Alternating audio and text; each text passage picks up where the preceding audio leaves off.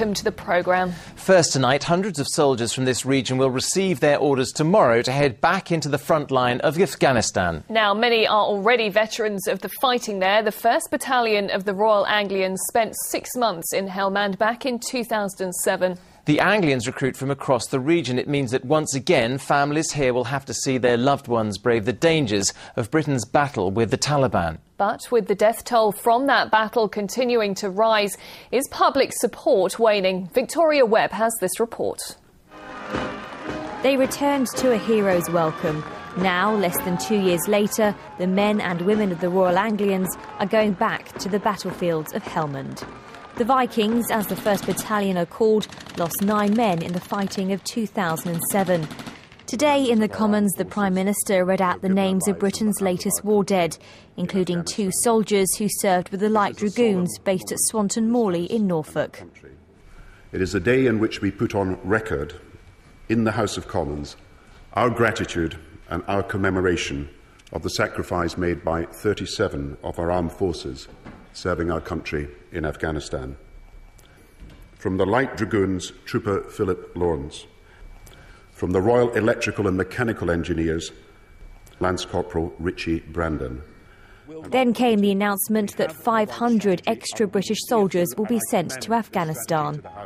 At the moment, there are over 1,000 military personnel from across the region in Afghanistan. The Light Dragoons, based at Swanton Morley in Norfolk, has over 300. The Army Air Corps from Wattisham and Suffolk has 200. The RAF Regiment from Honington, also in Suffolk, has 150. 31 Squadron from RAF Marham have 120. 33 Engineer Regiment based at Wimbush have 100. 3 Royal Anglian based at Bury St Edmunds have 40. The garrison town of Colchester is home to the 2nd and 3rd Battalions of the Parachute Regiment. They've seen many memorial services in this town for those who've lost their lives in the conflict, and it seems there's not much support here for Gordon Brown's decision. No, you should be bringing them home, not sending them out. No, unless he's going to provide better support for them, definitely not. We're never going to win. Never going to win. And I speak as an old military man. I think it's absolutely ridiculous. You know, sending more troops in, they should be pulling troops out. You should have done it a lot earlier. A lot of people are against it. Why do you think it's a good thing? Because I think if we're going to be there, we need to be there properly. For Andrew Rhodes from Essex, who's a former army officer, the news of additional troops can't come soon enough. There are relatively few troops left over after those non-discretionary tasks to generate manoeuvre, to allow the commander to move troops around to deliver the effects that he needs to deliver. 500 troops represents a relatively large proportion, additional proportion, of troops available for him to manoeuvre and to achieve the mission. The government will announce at noon tomorrow when the Royal Anglians will fly out. It's expected to be by the end of the month. Victoria Webb, Anglian News, Colchester. Well, listening to that and joining us now is Christine Bonner, whose son Darren was among the 9 Anglians killed in 2007. Good evening, Mrs. Bonner. Thanks for joining us. If I can start by asking you what your thoughts were when you heard that 500 troops were going to be going out to Afghanistan. Well, I knew that they would need to go out anyway because the lads out there need more support. Because obviously, if the guys are fighting, they're going to want more protection. So yes, I can understand them having to have them go out there. How did I feel? I felt very, very nervous about it because I know that there's mums and dads that are feeling the same as I did when my son went out 2 years ago. And being the Royal Anglians, I feel really, really, really nervous because obviously they're lads that I know, and it brings it back to me as to what I went through. Christine, you may have heard in our report there that public support does appear to be waning for this war. How would you feel if they did pull the troops back? If they came back, well, I have mixed feelings, and I've always said this. I obviously don't want my son to die in vain, but I don't want to see other soldiers killed either. But as the people I've talked to, they're really concerned about the security of this country, and that really pretty much is it. I mean, if we pull out now, I think we're going to have problems. So I think, I'm not an expert, so obviously you've got to go with the people that know best. I was going to say, you more more than most, must understand why people feel so strongly about this war. Could you say that again, please? You more than most must understand why people feel so strongly about this war. I don't think it's so much about the war they feel strongly about. It's supporting the soldiers that are on the front line. It's the lads that we've got sending out there that are important, and I think that's what people are supporting. It's not war. Nobody in any right mind would want to support war, but they're doing a damn good job out there. They are indeed. Christine Bonner, thank you very much indeed for joining us this evening on Anglia Tonight. You're welcome.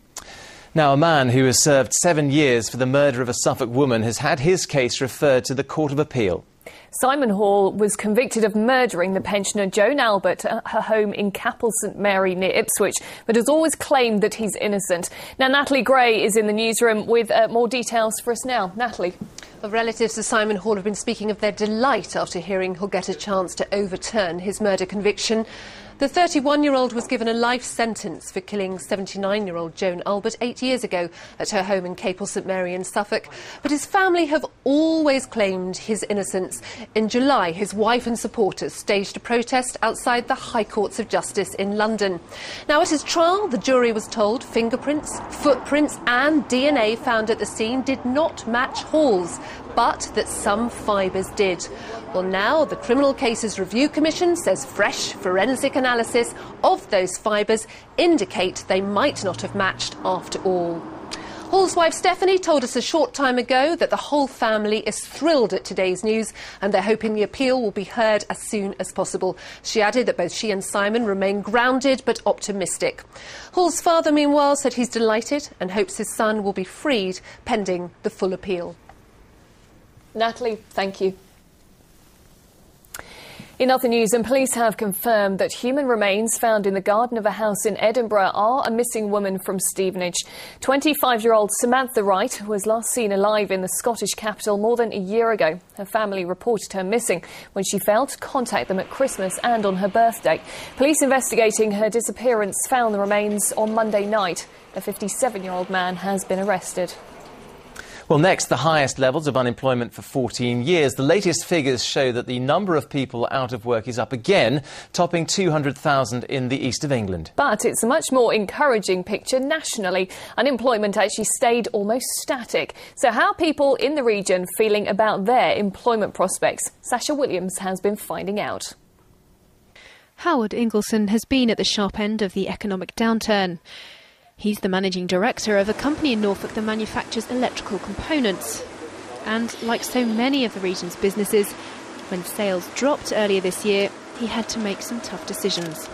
Unfortunately, we lost a number of people in the downturn in the middle of the summer. Our feeling is now that we're about correctly balanced between the size of business and the amount of work we're getting into the company. I guess our hesitance in recruiting and growing is the uncertainty of how we see the future.